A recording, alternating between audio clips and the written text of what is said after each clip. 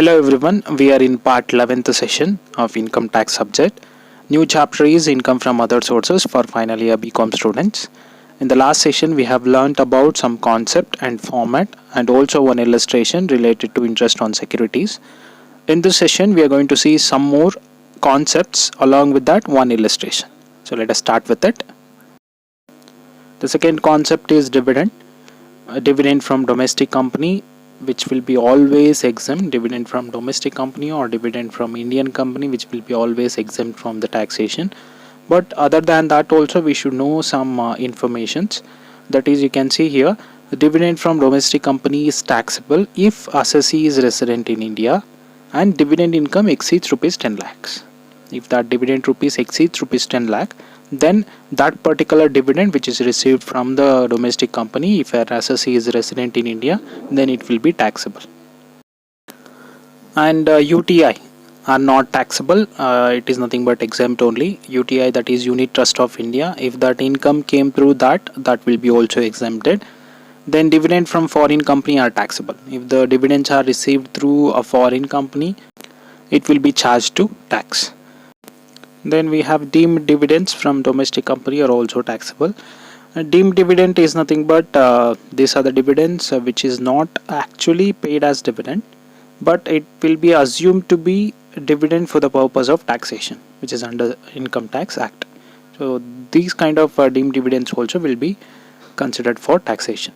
In simple, dividends from Indian company or domestic company is exempted. If the assessee is a resident of India, then if it is exceeds 10 lakh, then that will be considered to taxation. Income received through UTI will be also exempted, and deemed dividends will be taxable, and foreign company dividends will be also taxable. Then we have bank interest on fixed deposits. So any fixed deposits through that, if the assessee is getting interest, then it will be taxable. So one thing, while they are giving with the interest, if that interest exceeds rupees 10,000, then the TDS will be deducted.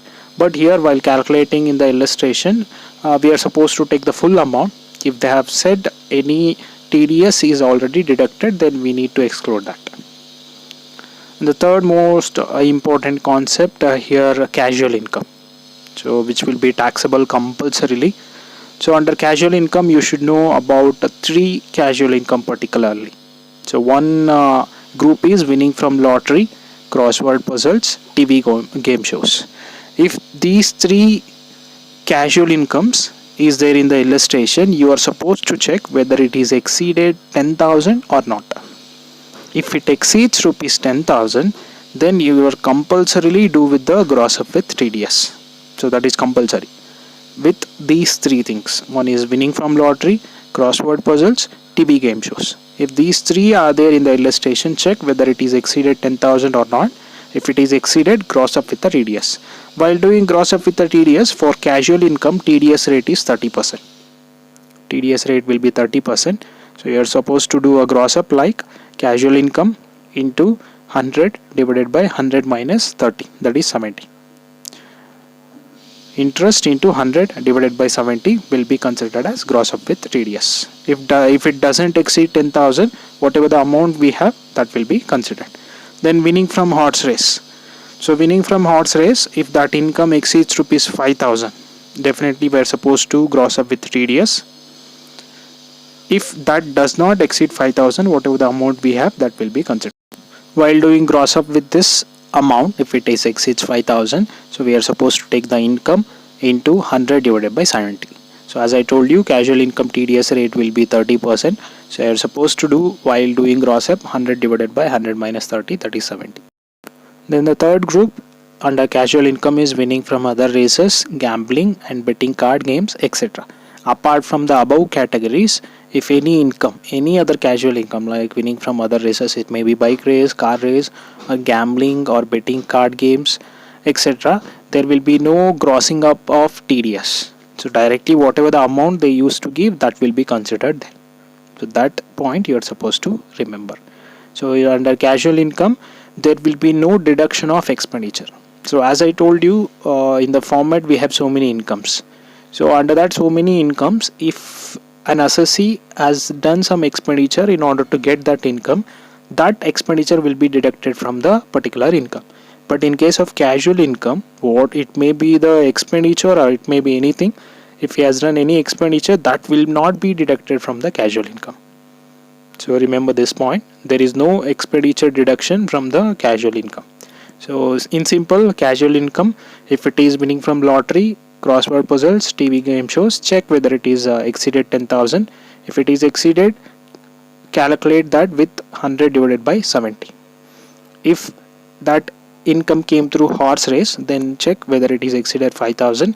If it exceeds, multiply with 100 divided by 70. Then if it is came through other races, gambling or betting or card games, so there will be no calculation of gross up. Directly you take the amount in the amount column, and if there is any expenditure on the casual income, will not be deducted. Next important concept is gift. If an income came through gift, then what we are supposed to consider? First point is, gift received from non-relatives exceeds rupees 50,000. If the gift are received from non-relatives exceeds rupees 50,000, then it will be taxable. If that amount does not exceed 50,000, then we are not going to take. Then the second point, gift received from a relative or at the time of marriage or by through will, then these reasons are there in the illustration, then we are going to consider it as exempt. Remember, gift received from relatives or at the time of marriage or at the time through by will, then it will be exempted. Relatives does not include cousins, nephew, niece. So under gifts, if the gift are received through non-relatives, then if it is exceeded 50,000, that amount will be considered for calculation. If doesn't exceed 50,000, then we are not going to take. If the gift received through relatives or at the time of marriage or by through will, then it will be exempted from the tax. And relatives doesn't include these three relationships, that is cousin, nephew, niece. If the income came through these relationships, if it exceeds 50,000, then we can take. And one more important thing while considering gifts, if the gift are received through non-relatives, if they have given 3 points or 4 points or 2 points, if that amount is 10,000, 20,000, 30,000, you need to consider as total. In one illustration, if they have given so many gifts or came through non-relatives, then you need to add all together and then you need to consider as whether it is taxable or not taxable. Suppose if in the illustration, if they have given 5 sentences related to gifts and all the 5 sentences are related to non-relatives, then each sentence include an amount of rupees 15,000, that is one particular sentence 15,000, one particular sentence 20,000, one particular sentence 10,000, other two also 5,000, 5,000. By doing all the non-relatives gifts, if that amount is exceeding 50,000, then we need to consider for taxation. So don't consider each sentence. If there is any more gift came through non-relatives, then you need to do the total and then you need to consider for taxable or non-taxable. And then the next concept is income from family pension. Usually if any deceased employees, sometimes these kind of incomes will be received by their family. So if these family pensions are received, then for that also the tax will be paid. So for that there will be a standard deduction. So by deducting that standard deduction, then we are going to allow how much it will be considered for taxation. For that we are going to see family pension per annum. So we are supposed to take per annum family pension. We need to deduct a standard deduction, that is 33.33% of family pension, whatever they are receiving as a family pension. On that we are supposed to take 33.33% and compare with that maximum limit of rupees 15,000. So by comparing with that, if whichever is the amount we are going to get as lowest value, then it will be deducted from the family pension, and whatever the balance we used to get, that balance will be considered for taxation. Let us start a simple solution following the particulars of income of Mrs. Sita for the previous year 2018-19. First one, dividend received from an Indian company rupees 8,950, which is net. Second one, winning from a lottery, amount received rupees 68,500 and tax deducted at source rupees 31,500. Winning from card games rupees 20,000. Interest received on government securities held as investment rupees 10,000. Family pension received rupees 48,000. She incurred the following expenses: interest paid on the amount borrowed for purchasing shares rupees 3,000. Collection charges in respect of interest on government securities are 2% on amount of collected. Purchase lottery tickets of rupees 100. Gift of gold chain from her friend rupees 40,000. Gift of watch from her cousin 20,000. Compute her income from other sources for the assessment year 2019-20. And this assessee is Mrs. Sita, so I have made a column for that, particulars rupees. So let us take the first point. First one is dividend received from an Indian company rupees 8,950, which is net. So as I told you, any dividends received from the Indian company which will be exempt, they have also said the amount is 8,950. So there is no necessity to check the conditions. So as the dividend received from Indian company which is less than 10 lakhs, definitely it will be exempted. And also we have a net. So why they will give in the sentence net or gross? One thing you are supposed to remember while calculating income from other sources, if they have mentioned net or gross in the sentence, while calculating income from other sources, all the incomes will be grossed up. That means if the amount which is tax is deducted from that, then we are supposed to exclude the tax and we need to show the total income. So that is the 100% income we are supposed to show while calculating other sources. So in this, gross is nothing but 100% amount, which in that amount the tax will not be deducted. If they mentioned as net, then the tax will be deducted from that. So the tax amount will be deducted from that if they mentioned as net. Then if they mentioned as net, then we are supposed to convert that into gross by doing gross up with TDS. So as in this sentence they have mentioned as net, but we are not going to convert into gross because it is exempted. If it is not exempted, then we can convert into gross. So there is no necessity to convert as it is exempted. So let us take that sentence. Dividend received from domestic company or Indian company in the amount column exempt. Let us go with the second one. Winning from a lottery, amount received rupees 68,500 and tax deducted at source is rupees 31,500. So winning from lottery will come under the category of first one. So if the lottery, TV game shows, crossword puzzles, if they have mentioned, we are supposed to check whether the amount is exceeded 10,000. So here you can see the amount is exceeded 10,000. But in the illustration they have already given tax deducted at source. What is the TDS they have charged? 31,500. So usually what we used to do, if it is exceeds 10,000, we are supposed to do gross up amount into 100 divided by 70. But in this case they have already separately given the TDS rate, sorry, TDS amount. So then we can directly add this amount to the original cost, then we will get the 100% value. So there is no necessity by doing into 100 divided by 70. So why? In the sense they have already given separately as TDS amount. So let us take that as winning from lottery, that is 68,500 plus 31,500, as they have given tax already. So by doing the total we'll get the 100% income. If they have not given that TDS amount, then we can do the calculation of 68,500 into 100 divided by 70. And also we have some expenditures which is done by that assessee. So you can see that she incurred the following expenses. First one is interest paid on the amount borrowed for purchasing shares. This point is related to first one, that is dividend received from Indian company. Because in Indian company they are receiving dividends because to purchasing shares. In order by purchasing shares only they will get income as dividend. But in this case the first sentence is exempted. So that is the reason we are not going to take any expenditure if it is done on that. So in this interest paid on the amount borrowed for purchasing shares will not be taken because the sentence which is related to that will be exempted. And then you can see the third one, purchase lottery tickets for rupees 100. So this point is related to winning from lottery. So as I told you, any casual income, if that casual income got any expenditures, then that expenditure will not be deducted. So here also Winning from lottery is an casual income. For that, if any expenditure happened, then that will not be deducted. So now we are supposed to take winning from lottery 68,500 plus 31,500. Winning from lottery 68,500 plus 31,500, totally 1 lakh. Now let us go with the third one, that is winning from card games, rupees 20,000. So as I told you, this will not come under the first category and second category. So you can take directly the amount itself.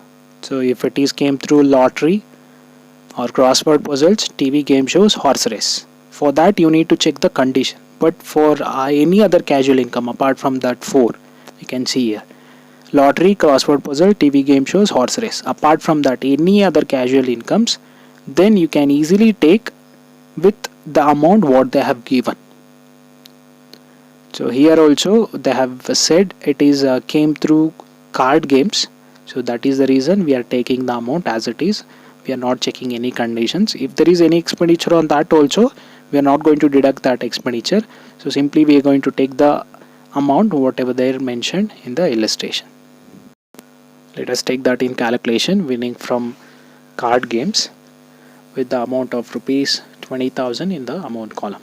So let us see the fourth point we have in the illustration. Interest received on government securities held as investments, rupees 10,000. One point we have related to interest on securities. So let us take that. First check whether it is government or non-government. You can see in the sentence they have already mentioned it is came through government securities. So if it is a government securities, we need to check whether it is tax free or less tax. So as they have not said anything about that, we need to check take the less tax only.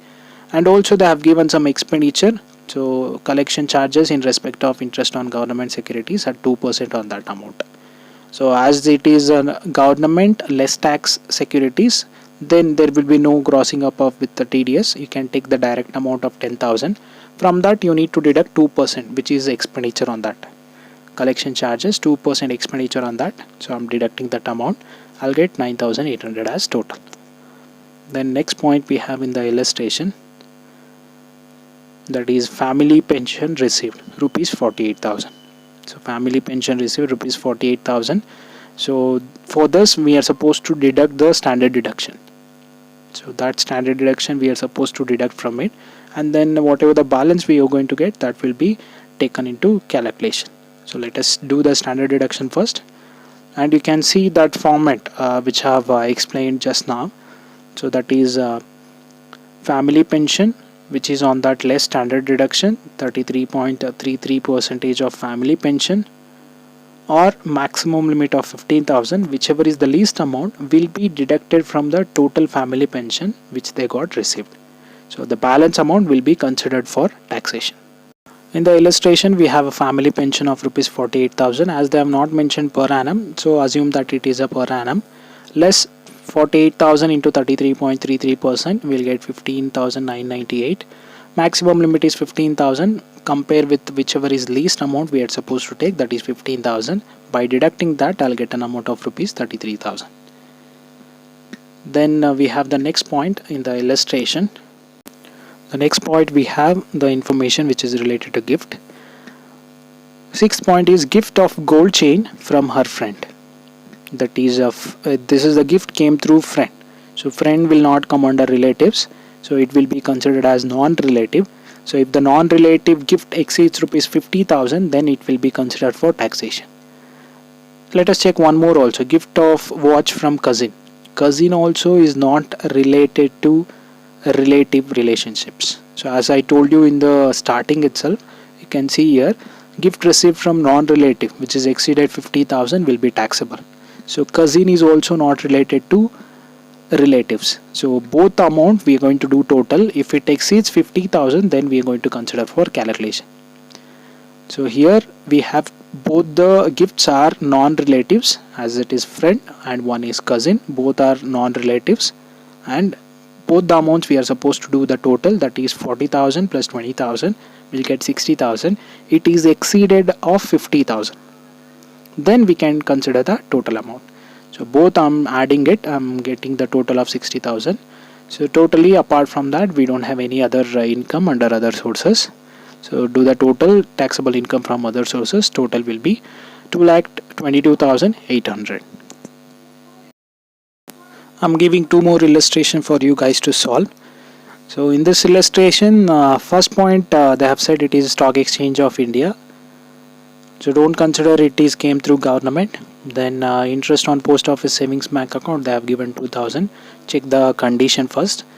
Then apart from that, the new information is dividend, that is from T company. So T company will be considered as domestic company. Then we have dividend from foreign company, that is 4,000. The company deducted tax at source 1,000. Remember, if any income came through foreign companies, if they have deducted TDS on that, don't consider the deducted TDS, which will be deducted by their government. So take only the dividend which is received from the foreign company, that is 4,000. So apart from that, debentures, 10% debentures of a public limited company. Public limited company will not be considered as government. So let us take it as non-government only. So apart from that, any all other informations you can do it. If you are having any doubts, please let me know in the comment section. And also one more illustration which I'm giving for you guys. So in this, we first one is UTI. So check the conditions and then start. 80,000 of post office savings bank account. So check the interest and also check the condition. Then we have Mysuru Municipal Corporations. Don't consider municipal corporation as government. So consider it as non-government. Then apart from that, all other information you can do. So if you are having any doubts on these, so please mention in the comment section.